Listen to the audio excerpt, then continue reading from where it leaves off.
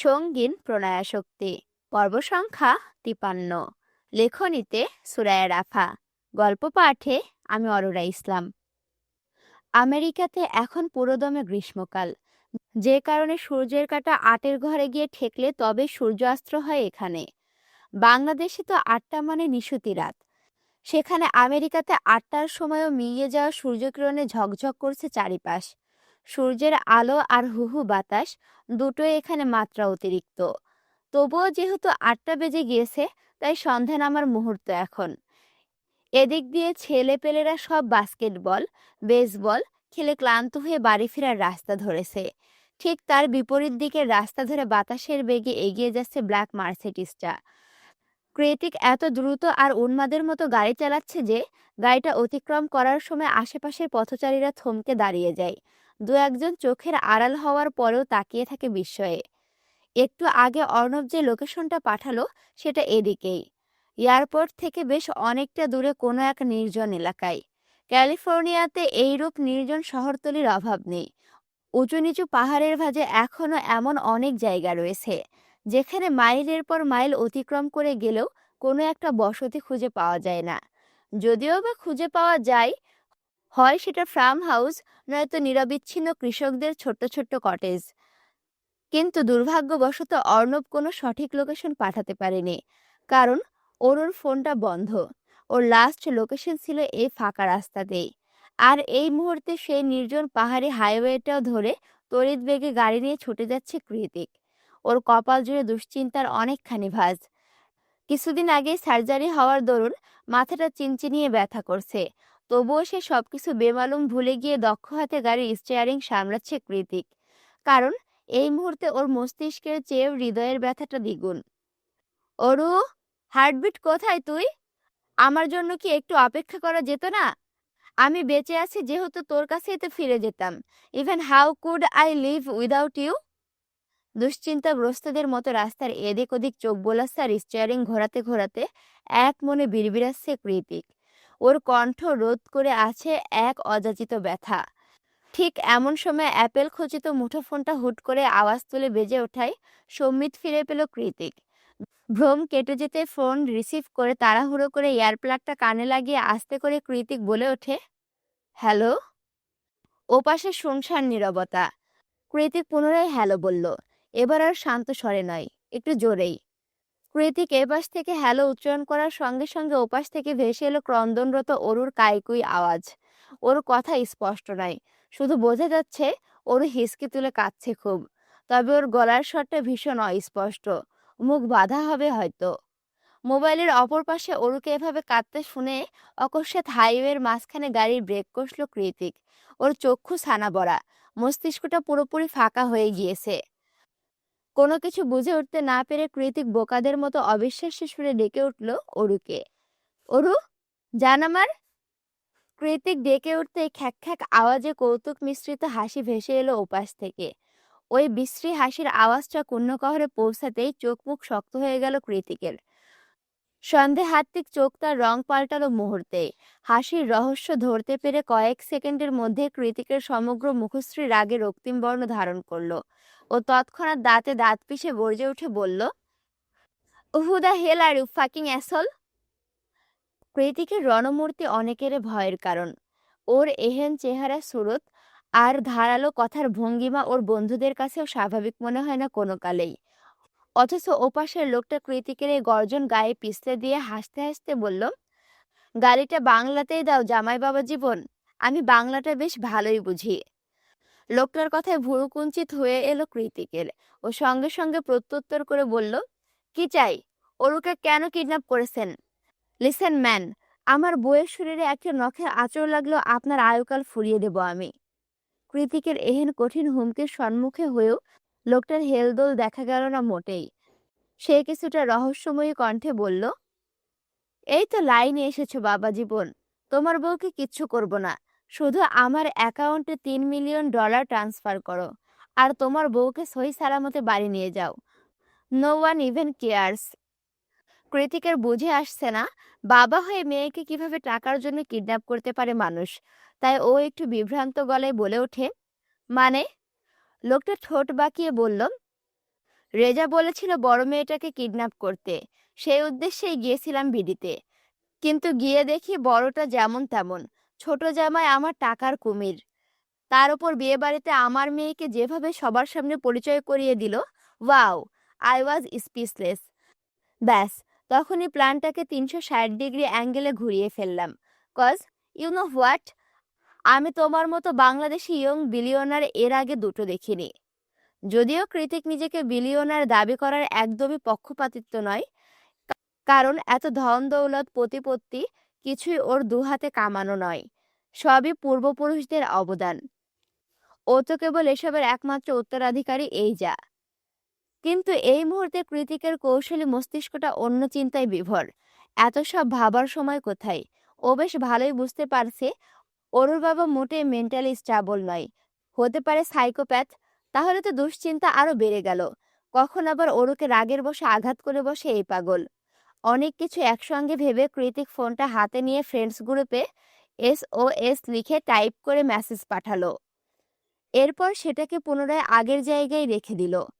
ওদিকে অনেকক্ষণ ধরে কৃতিকের কোনো সাড়া শব্দ না পেয়ে লোকটা থমথমে গলায় বলে উঠল, পুলিশের চিন্তা ভুলে যাও বাবা জীবন, চালাকি করার চেষ্টাও করো না, চুপচাপ টাকা ট্রান্সফার করো, নয়তো। থেমে গেল লোকটা। তার কথার সূত্র ধরে কৃতিক বলে উঠল, নয়তো কি? মার্ডার। কথাটা বলে ক্রন্দনরত অরুর মুখের সামনে আবারও ফোনটা এগিয়ে দিল সে। অরুর কান্না শুনে কৃতিক এবার হকচকিয়ে উঠল। আচমকা চেঁচিয়ে উঠে বলল, no no, don't us her, don't. Okay, আমি ডলার ট্রান্সফার করছি, তার আগে আপনার অ্যাড্রেস দিন, আমি একাই আসবো, আর কেউ নয়। লোকটা কিছুক্ষণ ভাবল, পরক্ষণে বলল, অ্যাড্রেস পাঠাচ্ছি। বাই এনি চান্স চালাকি করার দুঃসাহস দেখালে আই সোয়ার, হাত পায়ের সবগুলো রক কেটে এখানেই ফেলে রেখে চলে যাব মেয়েটাকে। Mind it, don't dare to touch her asshole. লোকটার মুখের ওপর চেঁচিয়ে কথাটা বললেও অরুর বেলায় বরাবরই কৃতিক অপরাগ, অবুঝ আর নাজেহাল। এবারও তার ব্যতিক্রম নয়। অরুর ক্ষতি হবে সেই শঙ্কায় সত্যি সত্যি কৃতিক সিদ্ধান্ত নিয়েছে টাকাটাও দেবে। তবুও যদি অরু অক্ষত থাকে, এর চেয়ে স্বস্তির আর কী বা হতে পারে। সেই ভেবে কৃতিক গাড়ি স্টার্ট দিয়ে দ্রুত এগিয়ে যেতে লাগলো লোকটার পাঠিয়ে দেওয়া গন্তব্যে। এদিকে জায়ান্ট কৃতিক কল কেটে দিতেই লোকটা এক মনে খ্যাক খ্যাক করে হেসে উঠল। তার এই বিদঘুটে হাসির আওয়াজ শুনে কান্নাকাটি বাদ দিয়ে আঁতকে উঠল অরু। ওরুকে আচমকা লাফিয়ে উঠতে দেখে লোকটা ধীরে ধীরে সময় নিয়ে ঘাড় বাঁকিয়ে অরুর চোখের দিকে চাইল। তৎক্ষণাৎ চোখের আতঙ্ক ছড়িয়ে পড়ল অরুর সমগ্র শরীরে। লোকটার চোখে অসহ্য রকম হিংস্রতা, অথচ কথাবার্তার ধরন নদীর মতোই ঠান্ডা আর নির্জীব। তার এই রকম দুমুঠো আচরণে বারংবার আটকে উঠছে অরুর হৃদয়। দেখে মনে হচ্ছে লোকটা চোখ দিয়েই খুন করে ফেলবে ওকে, সেই সাথে জ্বালিয়ে দেবে সবকিছু। অরু তখন থেকে ভয়ার্ত দৃষ্টিতে তাকিয়ে আসছে দেখে লোকটা হঠাৎ করে চোখের পলকে অরুর মুখের সামনে এসে দাঁড়ালো। লোকটার হঠাৎ এভাবে আগমনে আতঙ্কে থরথরিয়ে কেঁপে উঠল অরু। ওর শির দ্বারা অতিক্রম করে গেল হিমশীতল ঠান্ডা স্রোত। না চাইতেও বেঁধে রাখা মুখ থেকে বেরিয়ে এলো অযাচিত ভয়ার্ত চাপা কান্না। অরুকে এভাবে ভয় পেতে দেখে লোকটার বোধহয় আনন্দই হলো বেশ। সে গ্রাবা নামিয়ে ঠোঁট দুটো দ্বিগুণ প্রসারিত করে ফ্যাঁসফ্যাঁসিয়ে শীতল কণ্ঠে বলল, বাবা জীবন টাকা নিয়ে আসছে মামনি, ধৈর্য ধরো, ধৈর্য ধরো, ধৈর্য ধরো, ধৈর্য ধরো। একই বুলি আওড়াতে আওড়াতে অরুকে ম্যানিপুলেট করে আচমকা ছোট্ট সাইজের চাকু বের করে অরুর হাতে একটা টান মেরে দিল লোকটা। সঙ্গে সঙ্গে কিছুটা হাত কেটে গিয়ে ফিনকে দিয়ে রক্ত বেরিয়ে এলো ওর ক্ষতস্থান থেকে। এমতো অবস্থায় ভয়, আতঙ্ক আর প্রচণ্ড ব্যথায় জর্জরিত হয়ে অরু চিৎকার দিয়ে উঠবে তার আগে ছোট্ট দোচালা কুটিরের বাইরে থেকে অরুর নাম নিয়ে চিৎকার দিয়ে উঠল অন্য কেউ। অরু! কৃতিকের আওয়াজ শুনতে পেয়ে অরুর হাতের ব্যথা ভুলে গিয়ে পুনরায় কাইকুই শব্দ করে উঠল। ওদিকে বাইরের দিকে কারো আওয়াজ শুনে লোকটা শটান হয়ে দাঁড়িয়ে বাইরে যেতে যেতে তার আগে থাকা অন্য চেলাপেলাদের ইশারা করে বলল অরুর দিকে নজর রাখতে। হাইওয়ে থেকে অনেকটা দূরে শুনশান নিরিবিলি নিরবচ্ছিন্ন এই জায়গাটা দিনের বেলাতেও ঝিমঝিম করে সারাক্ষণ। আর এখন তো সন্ধ্যা গড়িয়ে রাত প্রায়, তাই চারিপাশ আরো বেশি নিস্তব্ধতায় ছেয়ে আছে। চোখের সামনে বেত আর কাঠের সংমিশ্রণে তৈরি বেশ কয়েকটা ছোট সাইজের কুটির ছাড়া আর কিছুই লক্ষ্য করা যাচ্ছে না। কুটিরের সামনে বিস্তৃত লনে একটা বৈদ্যুতিক বাল্ব পর্যন্ত অনুপস্থিত। খালি চোখে কিছুই দেখার উপায় নেই, তাই মোবাইলের ফ্ল্যাশ জ্বালিয়ে ধীর পায়ে সামনে এগোতে এগোতে আওয়াজ করলো কৃতিক, এক্সকিউজ মি, কেউ আছেন? কৃতিক এগোতে এগোতে থমকে গেল, কারণ ততক্ষণে কুটিরের ভেতর থেকে বেরিয়ে এসেছে সুঠামদেহী বয়োজ্যেষ্ঠ একজন। ষাট এই লোকটাকে এর আগে কখনো না দেখলেও তাকে চিনতে খুব একটা অসুবিধে হলো না কৃতিকের। এক দেখাতেই লোকটাকে চিনে ফেলল ও। সেই সাথে মনে পড়ে গেল তার সকল বায়োডাটা। ইশতিয়াক পাঠান, একজন সাইকো কিলার, তার সাথে বাংলাদেশের মোস্ট ওয়ান্টেড ক্রিমিনালদের মধ্যেও একজন। পত্রপত্রিকা আর টিভি চ্যানেলে ক্রিমিনাল নিউজে তার ছবি অহরহ ভেসে বেড়ায়। কিন্তু দুঃখের বিষয় হলেও সত্যি যে দেশে বড় বড় মাথাওয়ালা লোকেদের কারণে এরা এখনো দিব্যি বাইরের দুনিয়ায় ঘুরে ফিরে আরামসে ক্রাইম করে বেড়াচ্ছে, অথচ পুলিশ এদের টিকিটাও ছুঁতে পারে না। এটা বাংলাদেশ পুলিশের খুব বড় অক্ষমতা বললে কথাটা ভুল কিছু হবে না বোধহয়। কিন্তু এরকম একটা বাজে লোক কি করে অরুর বাবা হলো সেটাই আপাতত ভাবনার বিষয়। আর আজমের শেখের মতো মানুষই কেন এমন একটা পশুকে বিয়ে করে ঘর বেঁধেছিল সেটা অবশ্য রহস্য থেকে যায়। ইশতিয়াক পাঠানের আগমনের ভাবনার সুতো ছিল কৃতিকের। সম্মিত ফিরে এলে ওর দৃষ্টি বরাবর এসে হাজির হয় লোকটা। লোকটা ষাটোর্ধ্ব, অথচ তার সুঠাম দেহ, চেহারা, কাঠিন্যতা, উজ্জ্বলতা সবকিছু দেখলে মনে হয় তিনি কোনো অপরাধী নন, বরং সুন্দরী মেয়েদের পছন্দের সুগার ড্যাডি। এই লোকটাকে দেখেই কৃতিক বোধহয় আজ ঠাহর করতে পারল যে অরুর চেহারা কেন এত আকর্ষণীয়। কিন্তু পরক্ষণে কৃতিকের চোয়াল শক্ত হয়ে এলো এই ভেবে যে লোকটা অরুকে কিডন্যাপ করেছে, অরুকে কষ্ট দিয়েছে, না জানি কোথায় কোথায় ব্যথা দিয়েছে ওর হার্টবিটকে। কৃতিক হাত দুটো মুঠিবদ্ধ করে চোখ মুখ কঠিন করে দাঁড়িয়ে আছে দেখে লোকটা সামান্য ঠোঁট বাঁকিয়ে গমগমে আওয়াজে বলল, হোয়ার ইজ মানি? লোকটার কথায় 2 পয়সা কেয়ার না করে পাল্টা প্রশ্ন ছুড়ল Kritik, where is my wife? এভাবে ছক্কা হাঁকানো বাউন্ডারি বলকে সরাসরি ক্যাচ করাটা মোটেও ভালো লাগলো না সাইকোপ্যাথ লোকটার। অগত্যা মুহূর্তের মধ্যেই মিলিয়ে গেল তার মুখের কপট হাসিটা। তার বদলে চোয়াল শক্ত করে আঙুল উঁচিয়ে পেছনের কটেজে ইশারা করে বলল, ওখানে।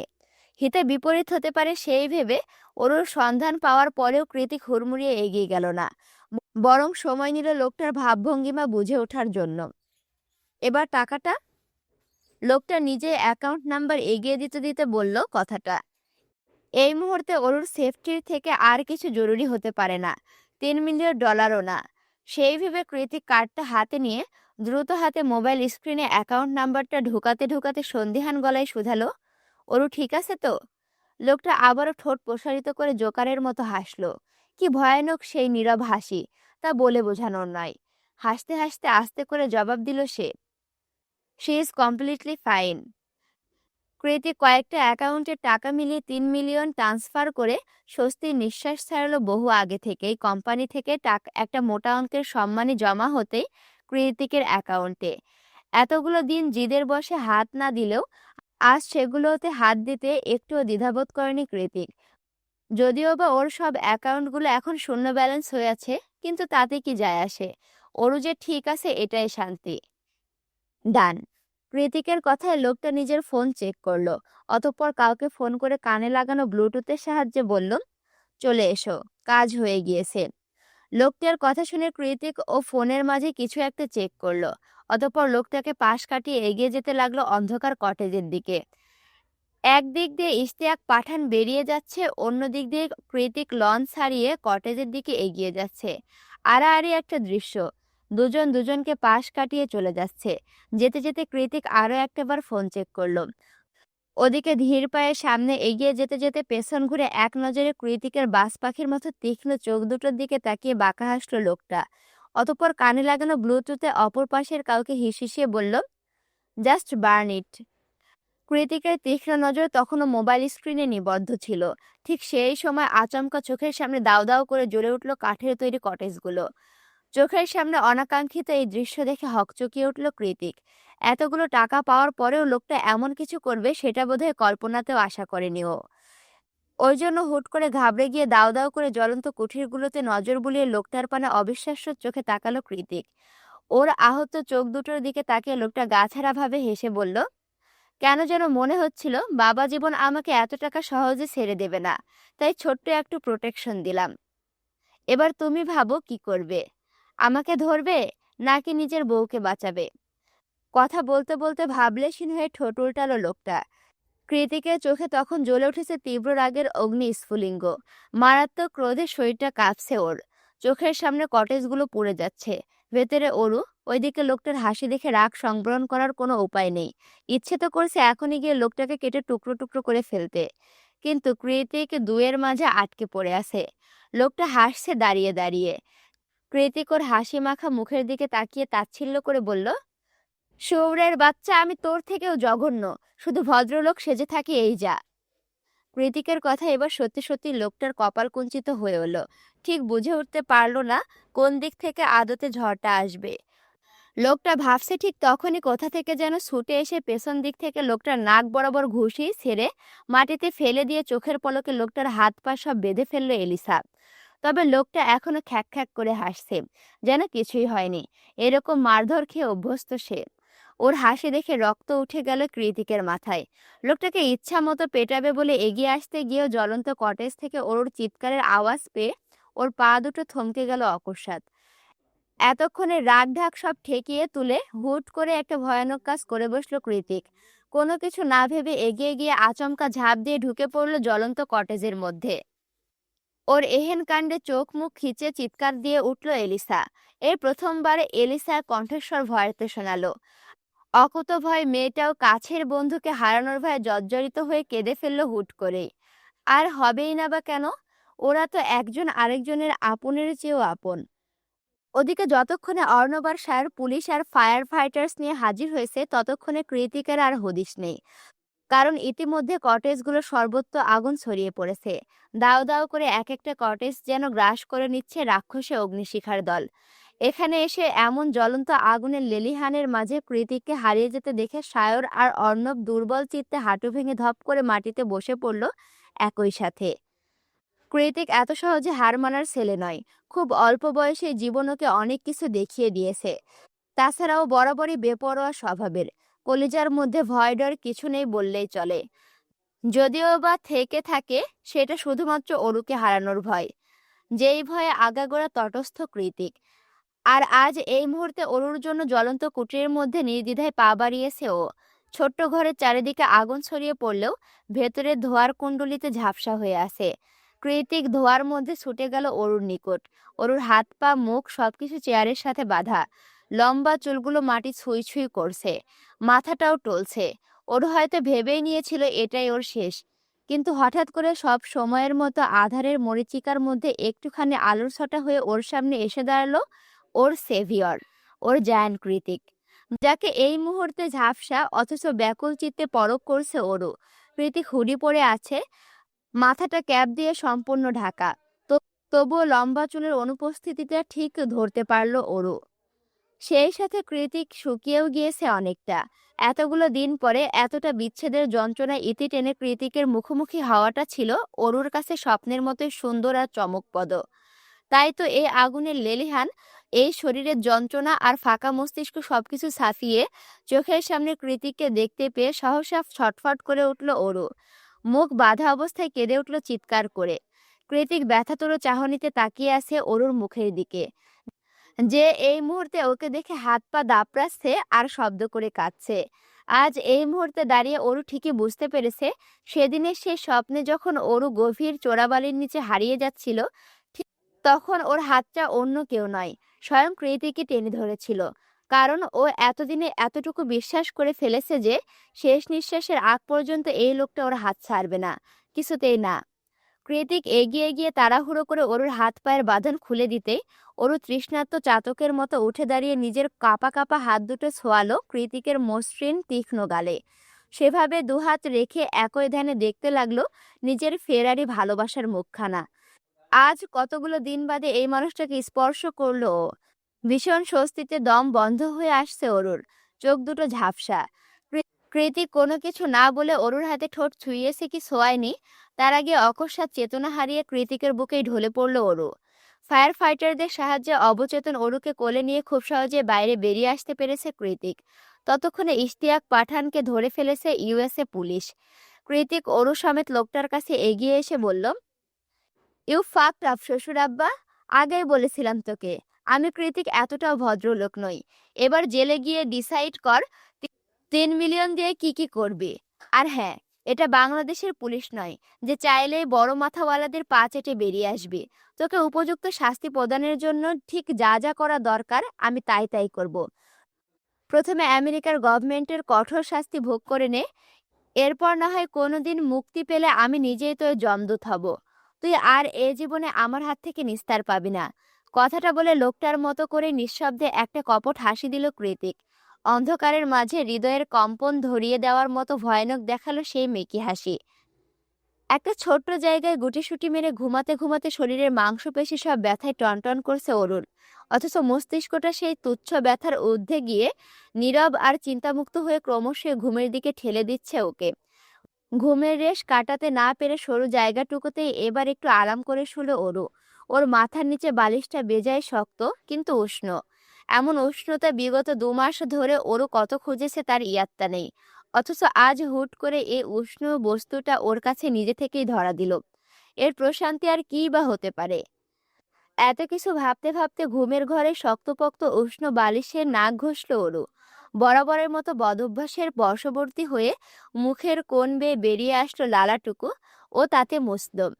কিন্তু যখনই নাক টেনে লম্বা শ্বাস নিল, ঠিক তখনই টনক নড়ল অরুর। কারণ এখান থেকে ভেসে আসছে অরুর সবচেয়ে পছন্দের মাদকীয় সুবাস, ওর প্রিয় পুরুষের গন্ধ। এই স্নিগ্ধ ম্যানলি সুঘ্রাণটা শুধুমাত্র কৃতিকের শরীর থেকেই পায় অরু। তাহলে কি এটা কৃতিক? প্রশ্নটা মস্তিষ্কে ছুঁতেই তন্দ্রা ছুটে গেল অরুর। তৎক্ষণাৎ চকিতে চোখ খুলে দেখতে পেল এটা অন্য কারো নয়, স্বয়ং কৃতিকেরই চওড়া ঢেউ খেলানো বক্ষদেশ, যা নিঃশ্বাসের তালে তালে বারবার ওঠানামা করছে ওর চোখের সামনেই। তার মানে কি এটা স্বপ্ন ছিল না? বেবি? কৃতিকের শান্ত গলার আওয়াজটুকু কানে ভেসে আসতে শোয়া থেকে ধরফরিয়ে উঠে বসল ওরও। চারিদিকে চোখ বুলিয়ে বুঝল ওরা এই মুহূর্তে গাড়িতে বসে আছে। গাড়িটা এক জায়গায় স্থির, তার মানে চলছে না। আর ওরও এতক্ষণ ধরে কৃতিকের বুকে শুয়ে নিরিবিলি ঘুমাচ্ছিল। চারিদিকে চোখ বুলিয়ে এতক্ষণ ওর নজর গেল কৃতিকের দিকে, যে সেই তখন থেকে ওর প্রাণে নিষ্প্রভ চোখে চেয়ে আছে। চোখের সামনে জলজ্যান্ত কৃতিককে দেখতে পেয়ে ওরও উদ্বিগ্ন হয়ে বলে উঠল, তুমি? না মানে আপনি ঠিক আছেন? কৃতিক আস্তে করে অরুকে কাছে টেনে নিয়ে ওর কপালে কপাল ঠেকিয়ে হাসকি স্বরে বলল, সে ইট এগেইন বেবি। কি? অরুর ক্ষুদ্র প্রশ্নে কৃতিক কাতর গলায় বলল, তোর মুখে কতদিন এই ওয়ার্ডটা শুনি না, আবার ডাক তুমি করে। কৃতিকের কথায় অরুর চোখের কার্নিশ বেয়ে গড়িয়ে পড়ল তপ্ত নোনা জল।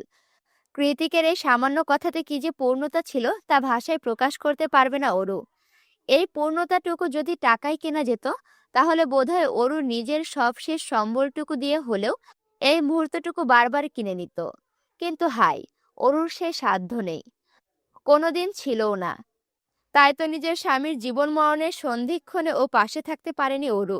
এক নজর দেখতে পারেনি তাকে।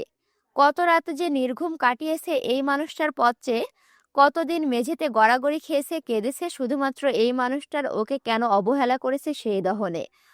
অথচ আজ সেই কাঙ্ক্ষিত পুরুষটার চোখের সামনে বসে এরূপ কাতরতা দেখালে কেই বা ঠিক থাকতে পারে? ওরও পারেনি। অগত্যাই কেঁদে উঠেছে বাচ্চাদের মতো ঠোঁট ভেঙে।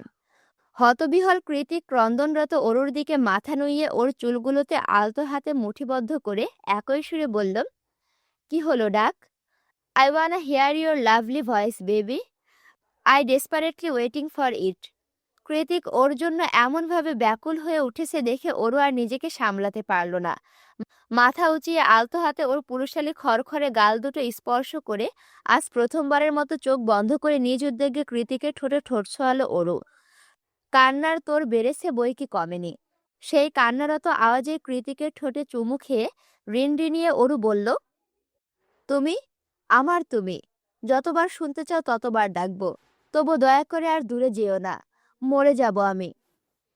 অরুর এহেন কথায় কৃতিকের শক্তপোক্ত পাথর হৃদয়টা হুট করে কেমন যেন ধরে এলো। ও স্পষ্ট অনুভব করতে পারছে ওর হৃদয়ে কষ্ট হচ্ছে, ব্যথায় চিনচিন করছে বুকের বাম পাশটা। অগত্যায় অরুকে হ্যাসকা টান মেরে নিজের কোলে বসিয়ে শক্ত করে বুকে চেপে ধরলো ওর ছোট্ট নারী শরীরটা। অরুকে শক্ত করে জড়িয়ে ধরে ওর গলায় মুখ গুজে দিয়ে অস্পষ্ট আওয়াজে কৃতিক বলল, বেবি, আমি মরে গেলে তোর কি হতো বলতো? কে ভালোবাসতো তোকে আমার মতো করে? সেই চিন্তাই তো এখন আমার প্রেশার ফল হয়ে যাচ্ছে। অরু কাঁদতে কাঁদতে জবাব দিল, আপনি মরে গেলে আমিও মরে যেতাম।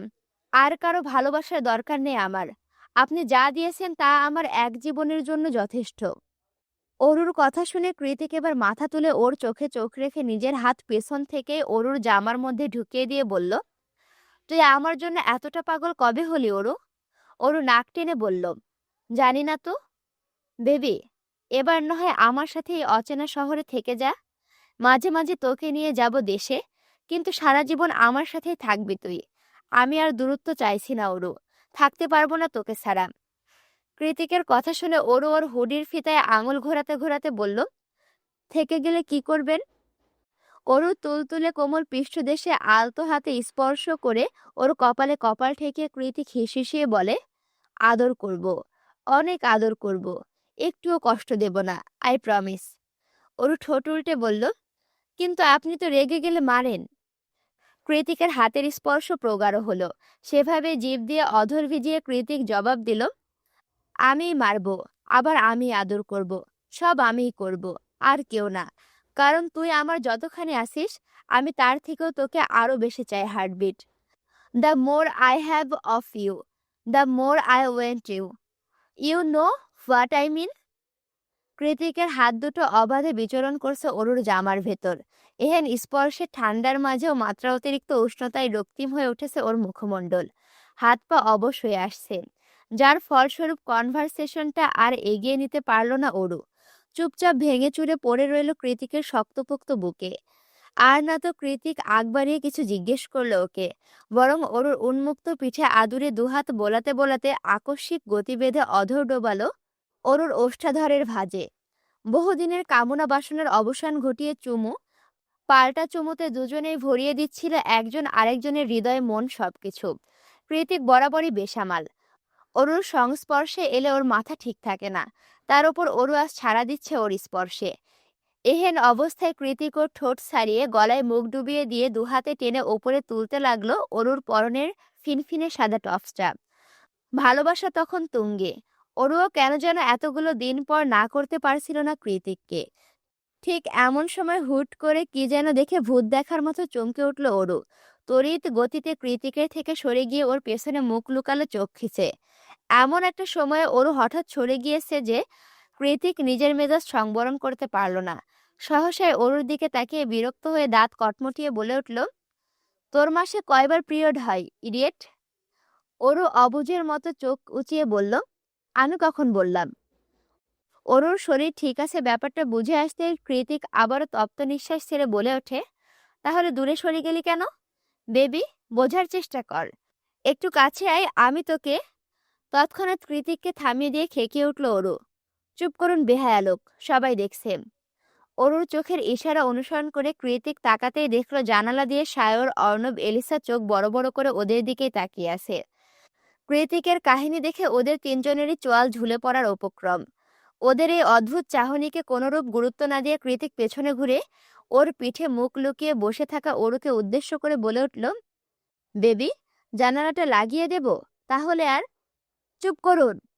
কৃতিকের কথা শেষ হওয়ার আগেই অরু এমন চিৎকার দিল যে কৃতিক কেন, ওদের তিনজনারই কানের পর্দার তালা লেগে গিয়েছে। মাঝরাতে কৃতিকের বাড়ির ছোট্ট হলরুমটাতে গোল হয়ে বসে আছে ওরা তিনজন। সবার সিরিয়াস ভাবভঙ্গিমা দেখে মনে হচ্ছে খুবই গুরুত্বপূর্ণ বিষয় নিয়ে আলাপ হচ্ছে এখানে। ঘুমন্ত অরুকে বিছানায় শুইয়ে দিয়ে একটু পরে কৃতিকও নেমে এলো নিচে। সিঁড়ি ভেঙে নামতে নামতে বিরক্তি আওয়াজে কৃতিক বলল, কি ব্যাপার, তোদের বাড়িঘর নেই নাকি? এখানে কি চাস? কৃতিকের কথায় সায়রের মানে লাগার মতো করে বলল, তুই আমাদের খোঁটা দিচ্ছিস? আমাদের? তুই জানিস আমার নেটওয়ার্ক কত? কৃতিক সায়রের কথায় পাত্তা দিল না। অর্ণবকে ডেকে বলল, সিরিয়াস আলাপ হচ্ছে এখানে, জেকে পারলে বুদ্ধি দে। কৃতিক এগিয়ে আসন পেতে বসে পড়ল কাউচে। অতঃপর গেমিং রিমোট কন্ট্রোলটা হাতে নিয়ে বলল, কি হয়েছে বল, কি এমন জরুরি কারণে তোদের মাঝরাতে গোল মিটিংয়ে বসতে হলো? অর্ণব বলল, খুবই জরুরি কারণ। তুই একটু সায়রকে টিপস দে তো ভাই, বেচারা বাসর তো দূরে থাক, বউকে একটা চুমু অবধি খেতে পারছে না। কৃতিক চোখ ছোট ছোট করে সায়রের দিকে তাকিয়ে সন্দিহান গলায় বলল, কেন পারছিস না? কোনো গোপন সমস্যা? কলিকাতা হারবাল অর্ডার দেব নাকি? অর্ণব তৎক্ষণাৎ কৃতিককে থামিয়ে দিয়ে বলল, আরে ধুর, এমন কিছু না। বুঝিসই তো নার্ভাস। সবাই তো আর তোর মতো না যে হুট করে গাড়ি ঘোড়ার মধ্যেই। হুট করে এলিসার চোখ পাকানো দেখে অর্ধেক কথাতে আটকে গেল অর্ণব। কৃতিক গেম খেলতে খেলতে জিভ দিয়ে গাল ঠেলে বলল, ও এই ব্যাপার, 2 পেগ মাল খাইয়ে বাড়ি পাঠিয়ে দে। দেখবি শুধু চুমু না, আরো অনেক কিছু খেয়ে বসে থাকবে। কৃতিকের কথা শুনে সায়র ভুরু কুঁচকে বলল, তুইও কি মাল খেয়ে চুমু খাস নাকি? কৃতিক ঠোঁট উল্টে বলল, আমার ওসবের প্রয়োজন হয় না। বউয়ের কাছে গেলে এমনিতেই নেশা ধরে যায়। বউই আমার ব্যক্তিগত মাল। সায়র ফোঁস করে একটা নিঃশ্বাস ছেড়ে বলল, তা তো রাস্তাতেই দেখে এলাম। সায়র রাস্তার কথা বলতে কৃতিকের হাতের রিমোটটা ছুঁড়ে ফেলে দিয়ে উঠে যেতে যেতে বলল, দূর শালা, এতক্ষণ ধরে নিজেকে সামলেছিলাম, দিলি তো মনে করিয়ে। ওদিকে অর্ণব সায়রের জন্য গ্লাস ভর্তি বিয়ার নিয়ে এসে কৃতিকের যাওয়ার পানে তাকিয়ে বলল, কিরে কোথায় যাচ্ছিস? ওকে মাল খাওয়াতে হবে তো। কৃতিক যেতে যেতে নির্লিপ্ত কণ্ঠে জবাব দিল, বউয়ের কাছে। অর্ণব বেচারা আর কী বা করবে, একা হাতে সায়রকে মাল খাওয়ানোর মোক্ষম দায়িত্বটা পালন করতে শুরু করলো। ভরসা একটাই, এবার যদি ছেলেটা একটু খোলস থেকে বেরিয়ে নিজের আপন বউটাকে 2-1টা চুমু খেতে পারে। আসসালামু আলাইকুম এভরিওয়ান। কি ব্যাপার, এত বড় হওয়া উপন্যাস পড়ে পড়ে আমার সব এই ছোট ছোট ভাই বোনেরা সব বড় হয়ে যাচ্ছে। আল্লাহ, লজ্জা লজ্জা, মরে যায় মরে যায়। শোনো, ভিডিওতে যদি লাইক কমেন্ট শেয়ার না করে থাকো অবশ্যই লাইক কমেন্ট শেয়ার করো। আর এখনো যদি আমার চ্যানেলটি সাবস্ক্রাইব করে না থাকো অবশ্যই সাবস্ক্রাইব করো। এতবার বলা লাগে কেন বলো তো? 1000 মানুষ ভিডিও দেখে লাইক হয় 100টা, এরকম করলে হবে বলো? তাড়াতাড়ি ভিডিওতে লাইক কমেন্ট শেয়ার করো। চ্যানেলটি সাবস্ক্রাইবও করবা কিন্তু। দেখা হচ্ছে পরবর্তী ভিডিওতে। আমি তোমাদের সাথে আছি, তোমাদের অপ্রিয় পাঠিকা অরোরা ইসলাম। আল্লাহ হাফেজ।